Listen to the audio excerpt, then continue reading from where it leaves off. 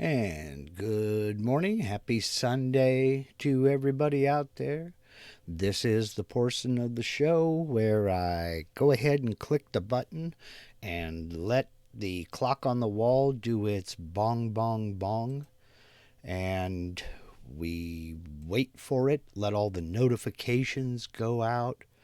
When I hear the clock in the other room stop doing its bong, bong, bong, signifying that it's almost noon here at the house, I go ahead and I get rid of this screen right here and say, Happy Sunday, y'all. Thank you for joining me this Sunday for live Q&A number 44 for those fathers in the U.S.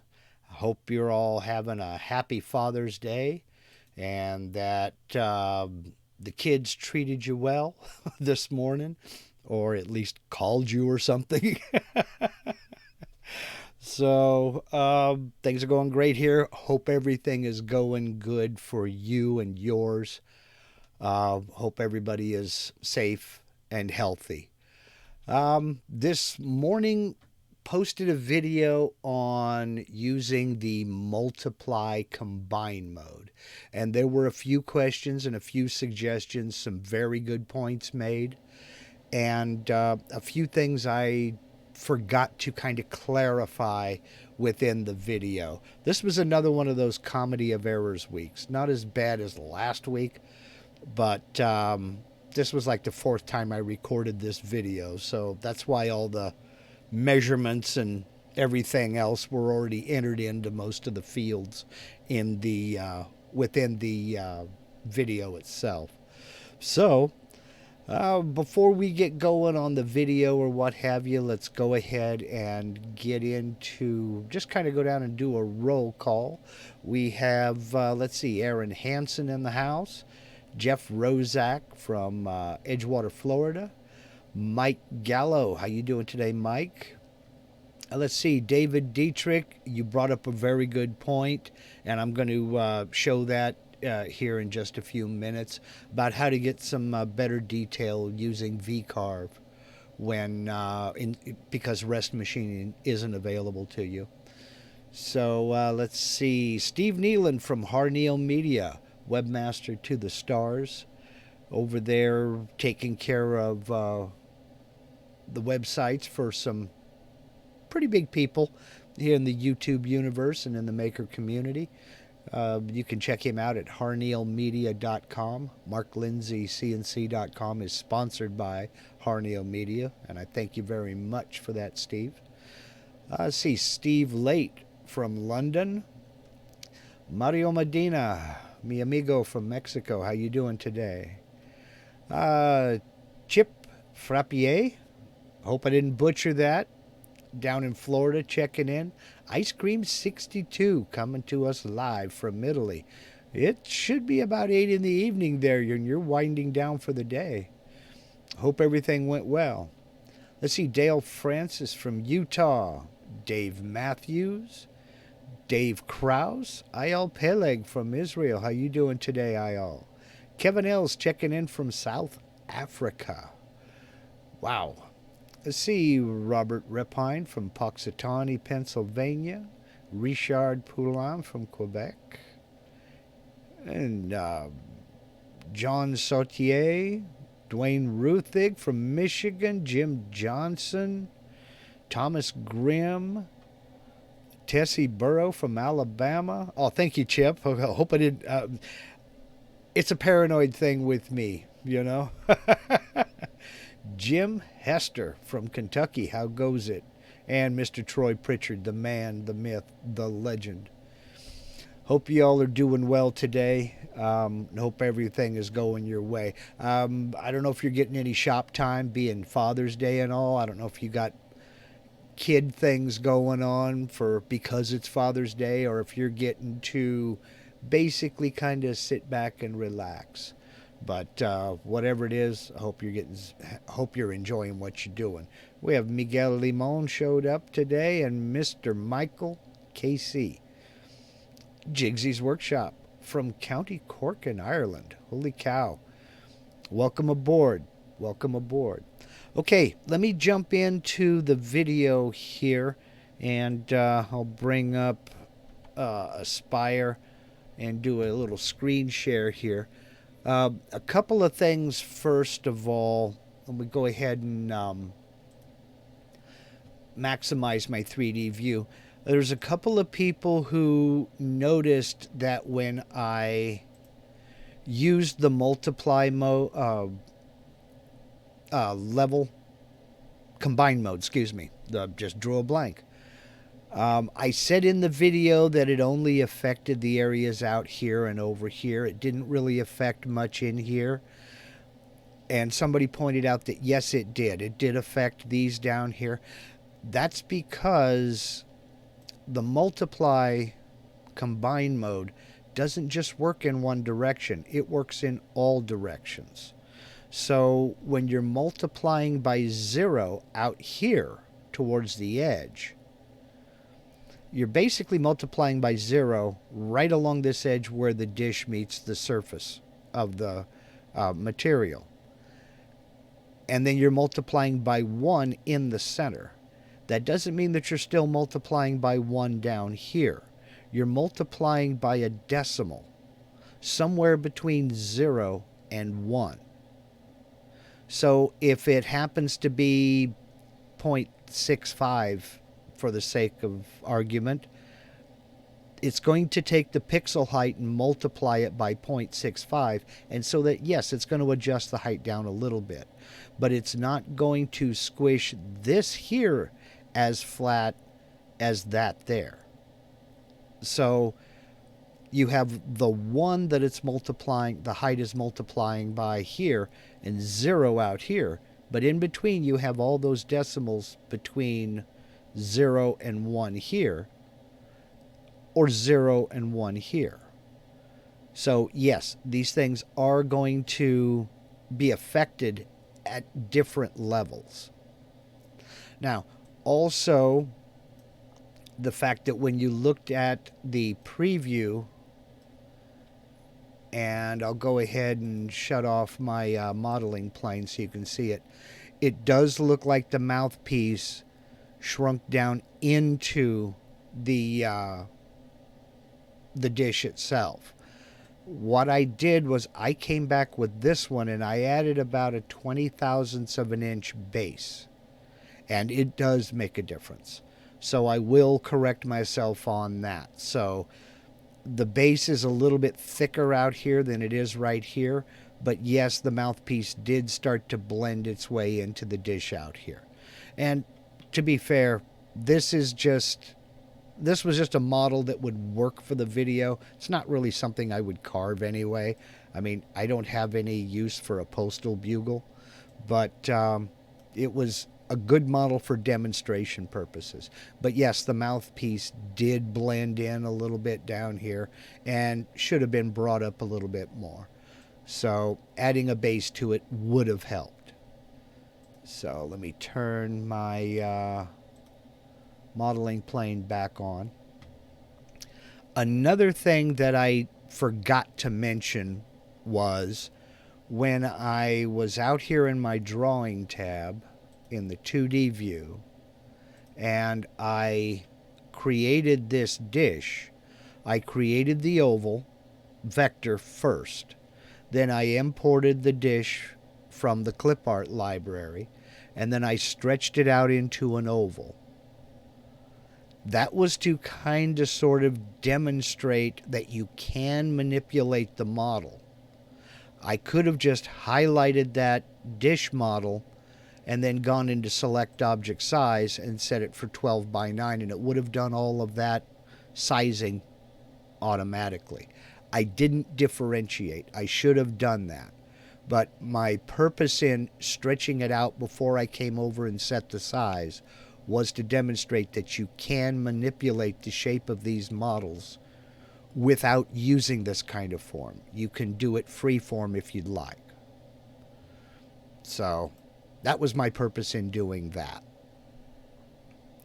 So let me go ahead and go back and get out of Aspire, and let's see what y'all are saying over here and seeing if there are any questions so far. I am going to be going back to address your subject there, Dave. I just haven't gotten there yet.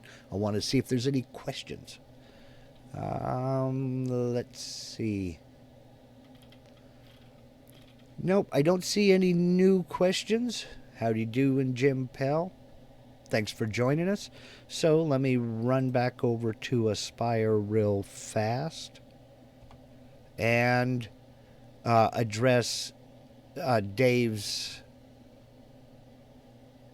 comments in the comment section this morning. When I previewed the model, I previewed the toolpaths over here. I said something about the bit being so large, my 1/8" bit for the finishing toolpath, that in Aspire I would use the rest machining technique to go ahead and clean up the edges around in here where that 1/8" bit was just a little bit big, and up in this area here where it was leaving some, I call them artifacts. It's just where the radius is too big to give you any good detail, especially on a sharp edge like this. Well, Dave mentioned something that is absolutely a valid method, and I just forgot to include it. So let me increase my 2D view here and go into my modeling. I will shut this off and this off so that I just have my bugle. Now, in rest machining, there are several steps involved, but if you have VCarve, rest machining is not available for use.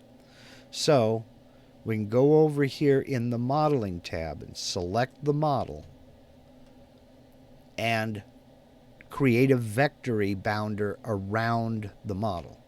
So if I click on that, I don't know if you could see that or not, but it created a vector around the outside and the inside of the model. So what I'll need to do from here is I want to ungroup those vectors because it automatically grouped them together. So I'll ungroup objects back onto original object layers. Okay, so now I can select one or another. I'll then go back over to my drawing tab, select this one, and just for demonstration purposes, I want to offset these vectors. Just for demonstration purposes, I'll offset this one inwards by 1/8 inch. Yep, not 2 decimals. Offset. I think that's too much, but it'll be a good demonstration. Then I'll select this vector, offset that one outwards by the same amount, offset, close. Now I can come over here and select this vector and this vector and the bugle. Select the bugle, select those 2 vectors there, and do another 3D finishing toolpath. It sent me into material setup. Yeah, we're fine. Everything is okay.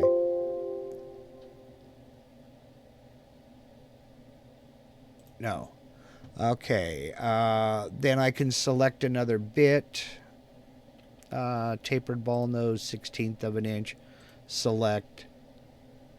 Leave everything to the selected vector. Machine it to the selected vector. These that I have offset. And leave everything else the same. We'll call it 3D Finish 2. Calculate that. Then what it'll do is it will do another finishing toolpath just on this bugle. Now I'm not going to preview it because this big of a 3D model with that small of a bit, it would take a few minutes for it to preview. I can go ahead and do a little bit of it, but basically it just carves that out just a little bit. Let me go ahead and shut that off. It just carves out these detailed areas after your 1/8 inch bit. So it's not the same as rest machining. It will just go in and get these little details that 1/8 of an inch bit was too big to get. So it was a valid point, David. Thank you. I forgot totally about that, to be honest with you. I haven't used VCarve in a little over a year, so my brain is thinking Aspire now. So let me go ahead and come back to y'all. So I don't know if that helped at all. Excuse me.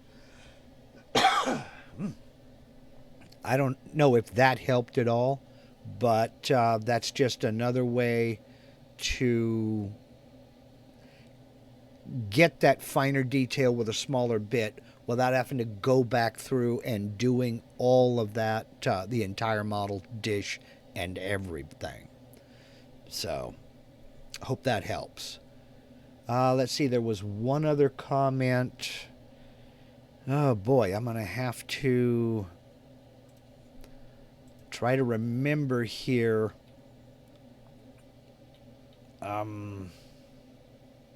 Oh, yes. Somebody asked about in the preview. Let me go back to Aspire here. And oh, come on. Go back to Aspire. Make sure that I'm working in it. Yes, I am. Okay, somebody mentioned that in the preview, how did I know the preview that the bit was going to start carving down at the bottom of the dish? How did I know that? Let me go back over here and turn these other levels back on. Bump, bump. Okay. All right. Go back over here. How did I know that the bit was going to start carving here? How could I be so certain that it wasn't going to start carving in the middle here and just plunge into the deepest part? And that all comes down to where you set your X, Y, and Z origin. Here in the material setup is where I set my XYZ origin down here to the bottom left corner, where my origin is now drawn. When I first set up the project, what I do is, and I say it in every video, for layout purposes, I set my XY datum in the center. That's because it's easier to place things when I know XY0 is in the center of the material. I can just put something in the middle, and then if I need to move it, I can move it. If I'm trying to model and double click the bugle to the center of my material, it's going to be way down here. Now I got to move it and then align it and everything. If I just have my XY0 set for the middle, I double click it and it's there. I can just keep on moving. After I get the design finalized, I come over here to material setup. That's when I change my XY datum origin to the bottom left corner, because this is where I set my XYZ0 outside on the machine. When I calculate the toolpath, if I check mark that toolpath, you can see down here, remember, red is a rapid move. It's going to start at the bottom left corner where that bit is sitting in the home position, then move over here in a rapid move and start carving at the area that's closest to that home position. So it'll come over here and start carving from the bottom. So that's how I know that that's going to happen. It's just the software is programmed to go to the closest point, the closest entry point to the home position. So if you are still using your XY datum in the center, the possibility is very real that it could just plunge down and start cutting from the middle. Especially especially if you have it set up for offset. And that's why I don't use offset. Offset, the material will go, the bit will go to the center, plunge in, and start carving outwards in a spiral. I use raster, so it'll come up to the first entry point and start carving there and slowly work its way back and forth. That's also why I still use a 3D roughing toolpath, because, like I said in the video, at the end of the day, a bit with a 1/8 inch, 16 inch, 32nd of an inch tip is still a very tiny bit. And if you go trying to plunge too deep and work it too hard, the possibility is there that you can break it. So thankfully I haven't broken any yet, but that's the secret phrase, yet. So I hope that answered that. So let's see what we have going on back over here. Let's see. Aaron Hansen, is there a video on rest machining? I put a link in a card in the video to the rest machining video, and I put a link in the description of the video this morning to rest machining. I'll put it in the description of this video as well. And Rob Sandstrom, that's quite all right. Welcome aboard. I just finished answering your question. Basically about setting your X, Y, and Z origin. Sorry about that. Let's see. I.L. Peleg says, also, I would have to say that there are closer points to the origin on the bottom left region of the ellipse, so I guess it goes to the first carving point that the raster movement hits. Yes, when you're moving raster, you're moving from side to side.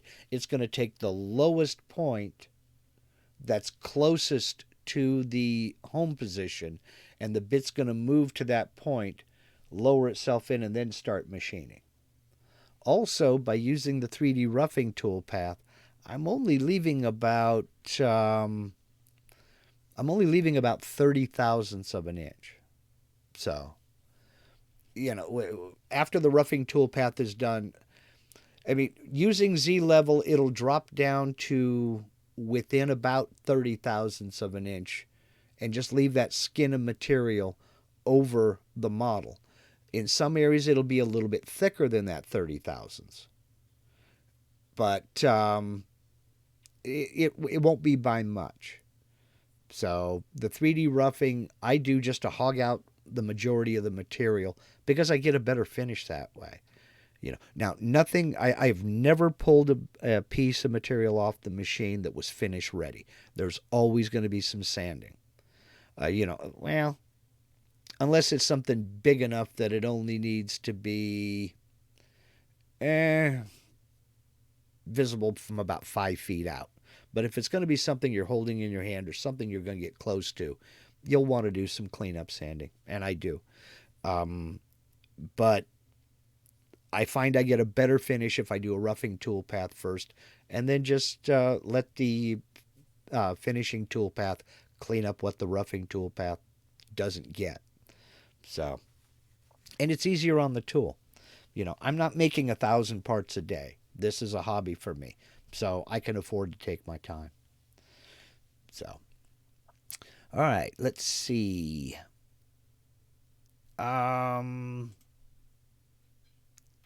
Let's see. I guess there are no other questions. I thought there would be a lot of questions. Okay, I have a question for my viewers who are Spanish speakers. I experimented today with putting an alternative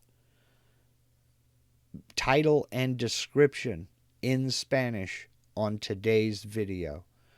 If anybody out there reads and understands Spanish, if you could let me know how that title and description worked out, I would greatly appreciate it. You can just leave a comment on the video. That would be fine. But I'm attempting to try to get some of this stuff out there for folks who don't speak English, because I don't speak English all that well. So I'm trying to do a little bit better as far as the closed captioning is concerned. And I've noticed quite a few of my viewers are in other than English speaking nations, and I'm trying to kind of include everybody here. So let's see. Scotia 3D wants to know, are sand blasters any good for 3D? You know, I've never used one. I don't know that I would use an aggressive media. Plus you also have the possibility of embedding the grit into the wood. I mean, if it's going to be painted, I guess you could try. But I don't know that I would, I really don't know. I've never considered that. What kind of media would you be looking at using? I don't think soda would be aggressive enough, but I think, glass bead or something like that might be too aggressive. I guess it depends on what you're making. If you're making something huge that doesn't have a lot of detail, try it. I mean, the worst that can happen is it doesn't work out. That's why I always try things on scrap anyway. Because if I goof up an old fence board, oh well, it's an old fence board. I have no problem throwing it on the burn pile. But if I goop up a $125 piece of mahogany, I get a little irate at that. So,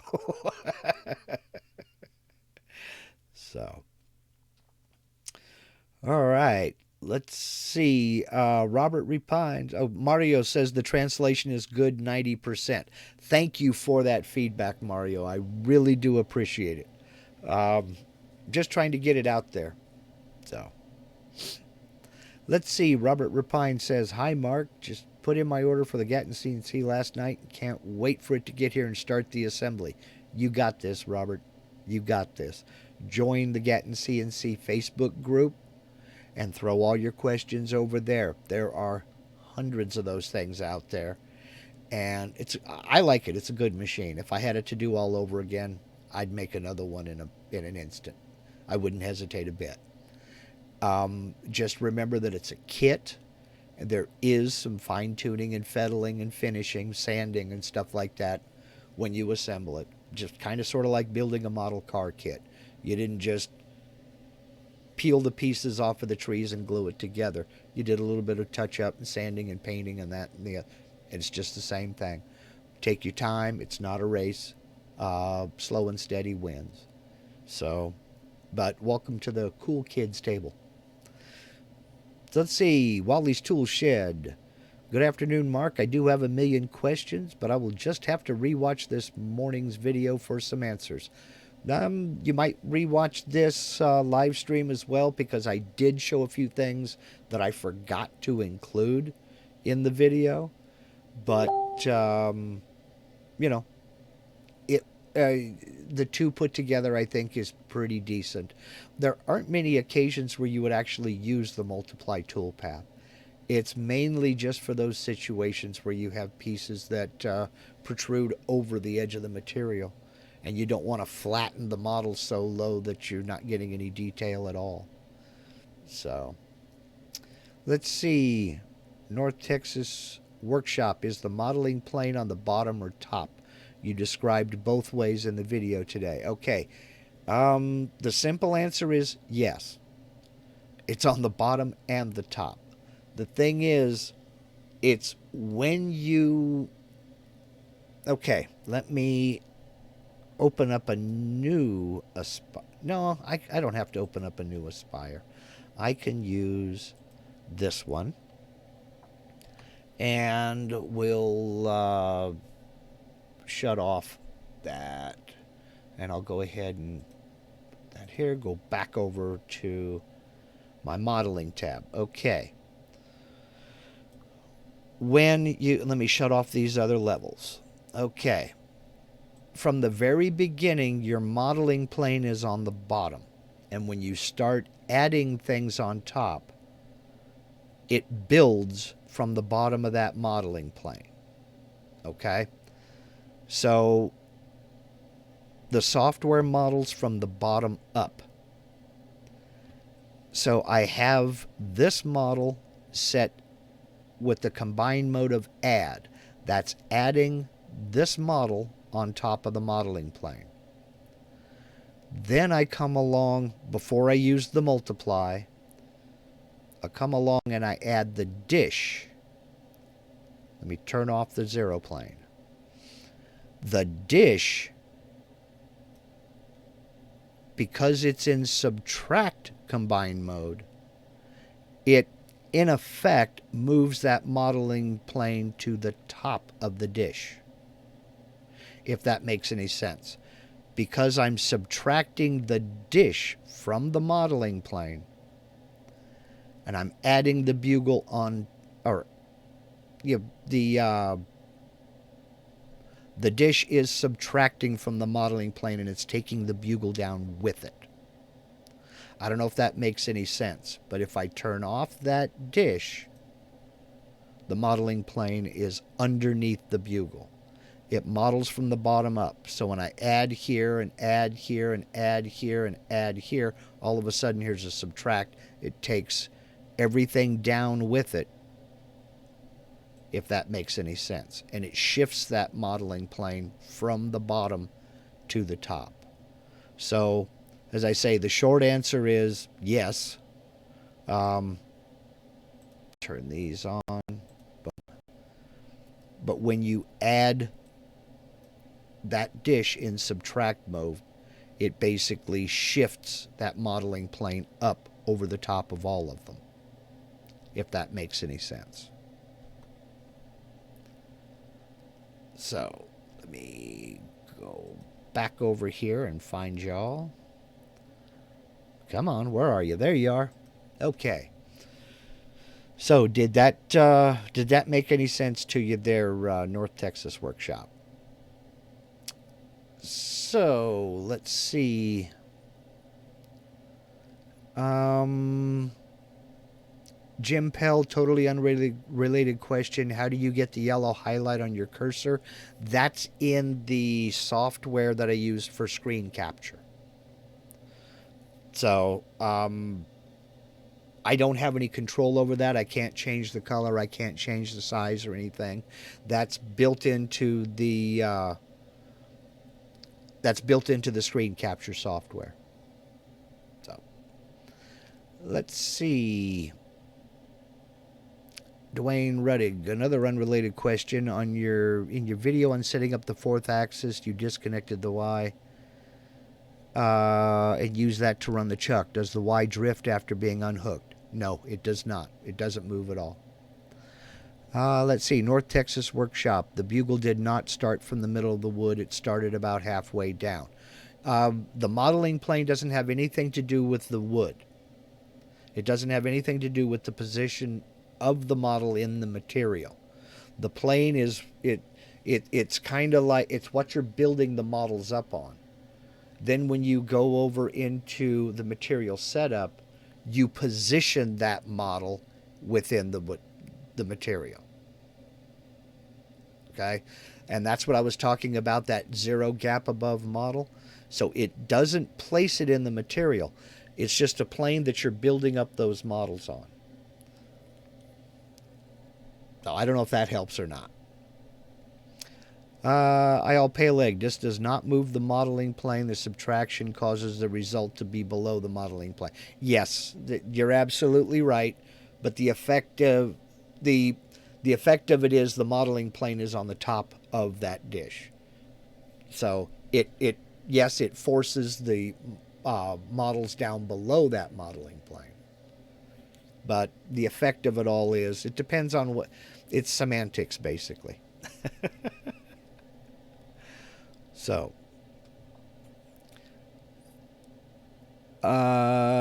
yes, you're absolutely right, Ayal. I'm not going to try to read all that because I get tongue-tied reading stuff I know that I'm trying to read. Awesome Wood Things, Matt Haas. Howdy do. Glad for you to join us.